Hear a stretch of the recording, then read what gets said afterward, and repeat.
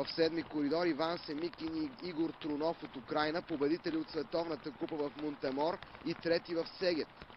Внимание и към осми коридор, където е вездесъщия Рене Холтен Полсен със своя партньор Нилс Бьо в датската лодка. В девети коридор Ларс Улванг и Теланд Хакем от Норвегия.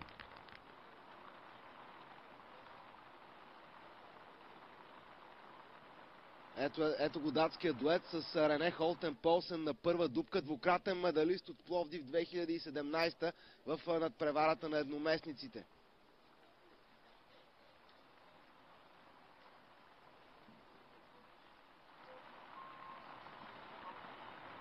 Началото е поставено. Това е последната гонка в рамките на първата сесия за деня. Много мощно се изстреляха в седми коридор Семикин и Трунов. Състезатели с претенции и на спринтовата 200-метрова дистанция и по тази причина мощният старт е напълно очакван. Дори успяха да си осигурят лека преднина в тези начални 20 на секунди на гонката. В четвърти коридор Олег Гусев и Владислав Блинцов не е изключено и те да се намесят в битката за медалите.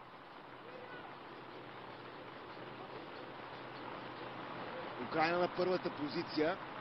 2 секунди преднина пред Беларус. Това е внушително. Това наистина е внушително и това е разлика, която много трудно може да бъде наваксана.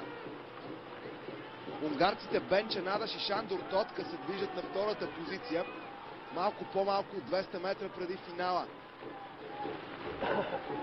Изглежда, че Семикин и Трунов са хората на деня поне в тази дисциплина. Ето, че обаче те изпускат парата във втората половина от дистанцията и само това и чакаха унгарците. Бенче Надаш и Шандор Тотка вече поемат лидерството. Не е изключено украинците да бъдат изпреварени и от руския дует Гусев Блинцов.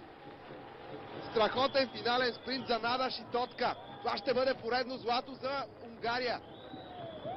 Сребърно отличие за Деян Паич и Ервин Холперт, които общо взето не бяха под светлините на прожекторите в хода на дистанцията, но отново с фамозен, с невероятен финален спринт успяха да се изстрелят до втората позиция. Все пак Семикин и Трунов на прага на физическите си сили в крайните метри на дистанцията успяха да удържат позиция на подиума.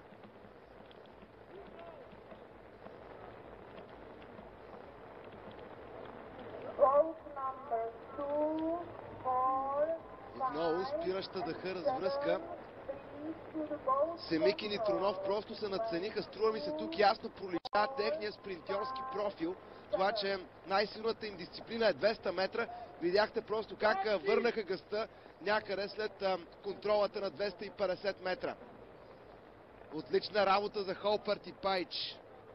Не бяха считани за фаворити, но успяха да се преборят за сребърните медали. И все пак бронз за Иван Семикин и Игор Трунов. Трети подиум за тях през сезона. Отново повторение на заключителните метри. Много близки разлики между лодките. руснаците Гусев и Блинцов са големите губещи, защото десети ги разделиха от бронзовия медал. През какви обрати, само в рамките на 500 метра дистанция премина тази гонка.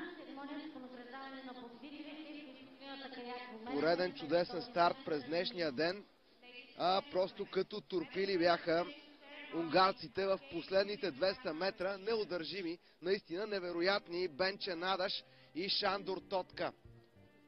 Поредна титла за Унгария на това европейско първенство. Всъщност можем да кажем, както на всяко друго европейско и дори световно първенство, Унгария печели златен медал след златен медал. С това, уважаеми госпожи и господа, приключваме нашето първо предаване за деня. Бъдете с нас и в 13 часа, когато по БНТ 1 и БНТ HD